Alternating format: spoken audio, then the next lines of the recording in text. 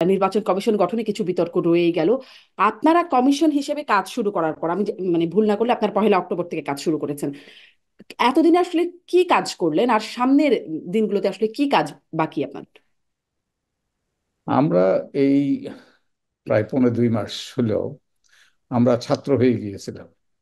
আমাদের নির্বাচনের ক্ষেত্রে অনেকগুলো আইন কানুন বিধিবিধান, অনেকগুলো নীতি, আহ, এই যে অনেকগুলো আহ, বিষয় আমাদের পর্যালোচনার করতে হয়েছে।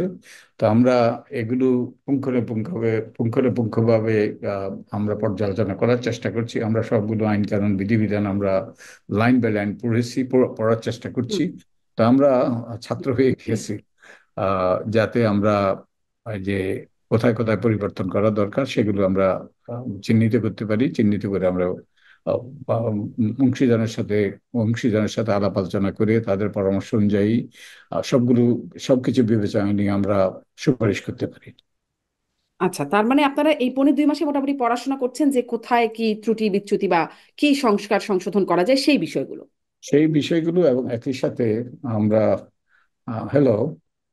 জি, শুনছি। ওকে। আমি শুনছি, হ্যাঁ। আমি কিন্তু দেখতে পাচ্ছি না, আপনি আমাকে দেখতে পাচ্ছেন কিনা? আপনাকে দেখতেও পাচ্ছি, শুনতেও পাচ্ছি, ডক্টর মজুমদার। আচ্ছা। ওকে। তো আমরা এই এই পর্যালোচনার মাধ্যমে আমরা চিহ্নিত করেছি মোটা দাগে কোন বিষয়গুলো আমাদের কোন বিষয়গুলোর উপর আরো আলোকপাত করতে হবে, এবং সেই বিষয়ে আমরা আরো অনুসন্ধান করতে হবে।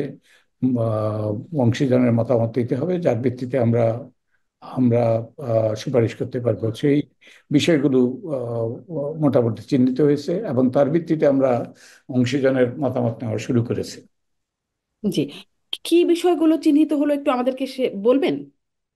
হ্যাঁ, আমরা বলতে পারি। যেমন বলেন।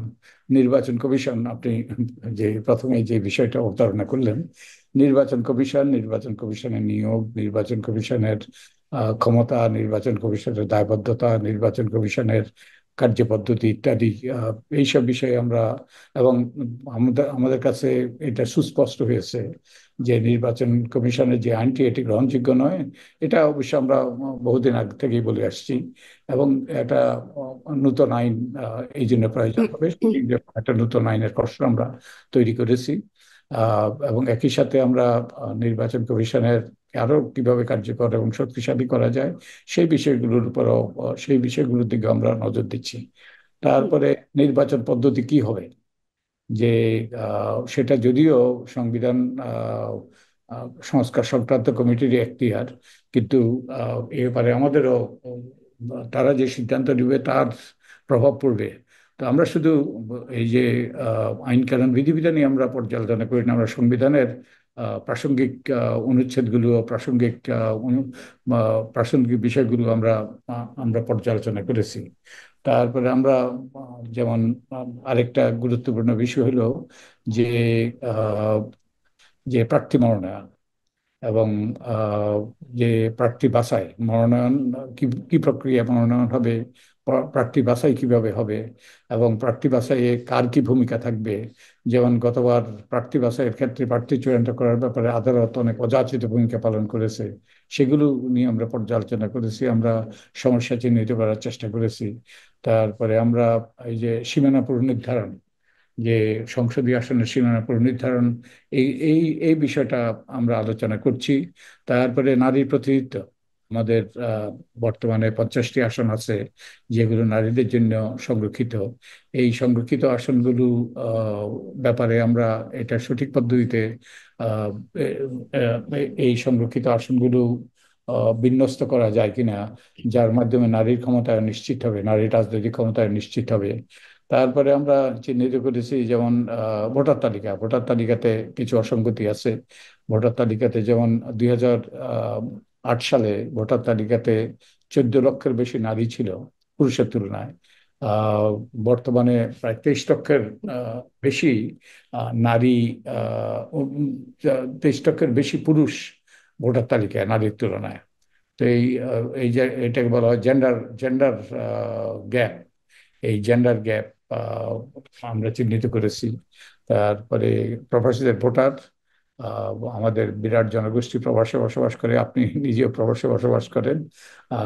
কারো কারো ধারণা 1.5 কোটি থেকে 2 কোটি আহ, বাংলাদেশি বিদেশে কর্মরত আছে। তো তাদেরকে কিভাবে আহ, ভোটার তালিকা অন্তর্ভুক্ত করা যায়, তাদের ভোটাধিকার কিভাবে নিশ্চিত করা যায়। এছাড়াও অনেক অনুপস্থিত ভোটার যারা নির্বাচনী দায়িত্ব পালন করে কিংবা নির্বাচন দিনে তারা তারা এলাকায় থাকে না, ভোট দিতে পারে না, তাদের ভোটাধিকার কিভাবে নিশ্চিত করা যায়। তারপরে এনআইডি একটা বড় ইস্যু। এনআইডি নিয়ে অনেক রকম সমস্যা আছে, এবং এনআইডি নিয়ে অনেক রকম অভিযোগ আছে, দুর্নীতির অভিযোগ আছে বিশেষত। তো এই বিষয়টাও আমরা খতিয়ে দেখছি। এনআইডি এনআইডি যদি সঠিক হয়, তাহলে এনআইডি থেকেই, এনআইডি যে ডেটাবেস, তার থেকেই ভোটার তালিকা প্রস্তুত হতে পারে, আর তার জন্য অতিরিক্ত আর কোনো প্রচেষ্টার দরকার হয় না। তো এইরকম আমরা এই সবগুলো গুরুত্বপূর্ণ বিষয় আমরা। অনেকগুলো বিষয়, জি, জি। আপনারা পর্যালোচনার মধ্যে আছেন, সুপারিশ দেবেন আপনারা। সুপারিশ কবে নাগাদ দেবেন সেটি শুনবো, তবে একটু এটি এটি আপনি বলছিলেন যে বর্তমানে যেই আইনে আসলে নির্বাচন কমিশন গঠিত হলো, প্রধান নির্বাচন কমিশনার, অন্যান্য নির্বাচন কমিশনার নিয়োগ আইন, সেখানে অনেক মানে সেই বিষয়টি নিয়ে আপনারা কাজ করছেন, সেখানে অনেক সমালোচনা বা ত্রুটি আছে। তাহলে এই আইনে কেন এই কমিশন গঠন করা হলো? মানে আপনাদের কাছে যদি একটা খসড়া বা আপনারা একটা প্রস্তুতি রেডি করে ফেলেন, সেরকম কিছু ভাবে কেন হলো না? বর্তমান যেটি সমালোচিত আইন সেটির অধীনেই কেন গঠিত হলো নির্বাচন কমিশন?